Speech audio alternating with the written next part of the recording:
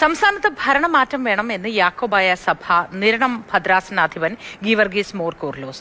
സംസ്ഥാനത്ത് BJP CPM ഡീലുണ്ട് എന്ന് ആർക്കെങ്കിലും സംശയം തോന്നിയാൽ തെറ്റു പറയാൻ കഴിയില്ല.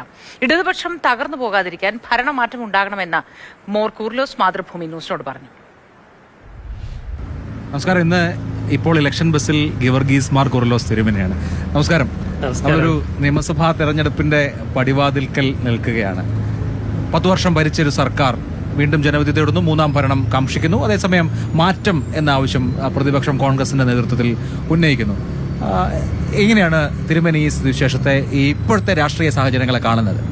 ഇടതുപക്ഷം കേരളത്തിലും ഇന്ത്യയിലും നിലനിൽക്കണമെന്ന് ആഗ്രഹിക്കുന്നുണ്ട്, അത് തകർന്നു പോരെന്ന് ആഗ്രഹിക്കുന്നുണ്ട്. ബംഗാളിൻ്റെയൊക്കെ പാഠങ്ങൾ ഉൾക്കൊണ്ടുകൊണ്ട് ഒരുപക്ഷെ പ്രതിപക്ഷത്തിരിക്കുന്നതായിരിക്കും ഇടതുപക്ഷത്തിന് തുടരാൻ നല്ലതെന്നാണ് വ്യക്തിപരമായ എൻ്റെ ചിന്ത.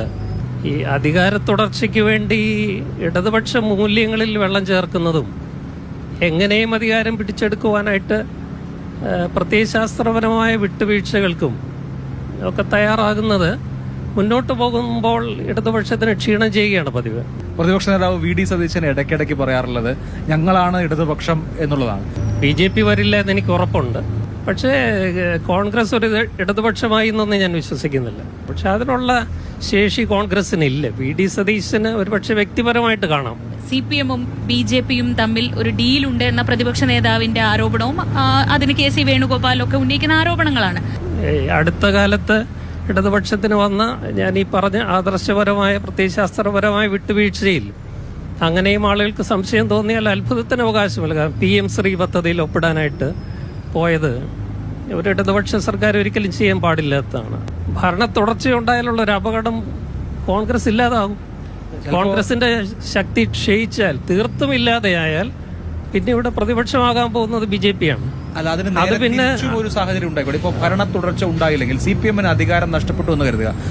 CPM-ഉം തകരാമല്ലോ. CPM ഒരു കേഡർ പാർട്ടിയാണ്, CPI-യും കേഡർ പാർട്ടിയാണ്.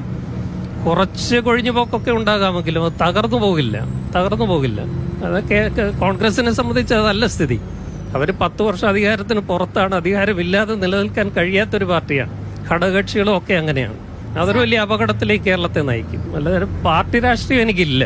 ഒരു പാർട്ടിയിൽ ഞാൻ അംഗത്വം എടുക്കത്തുമില്ല, ഒരു പാർട്ടിയുമായിട്ട് എനിക്ക് ബന്ധവുമില്ല അങ്ങനെ. പക്ഷേ യേശുക്രിസ്തു പറഞ്ഞതും പ്രവർത്തിച്ചതിനും ഒക്കെ ഒരു പൊളിറ്റിക്കൽ മാനമുണ്ടെന്നും ആ രാഷ്ട്രീയം പാവപ്പെട്ടവരോടൊന്നിച്ച് നിൽക്കാനും അവരുടെ വിമോചനം ലക്ഷ്യമാക്കുന്നതുമായ വിശാലമായ അർത്ഥത്തിലൂടെ ഇടതുപക്ഷ രാഷ്ട്രീയമാണ് യേശുക്രിസ്തു മുന്നോട്ട് വയ്ക്കുന്നത്. അപ്പോൾ എന്തായാലും വളരെ സവിസ്തരം തന്നെ സംസാരിച്ചു ഈ തെരഞ്ഞെടുപ്പ് വേളയിൽ.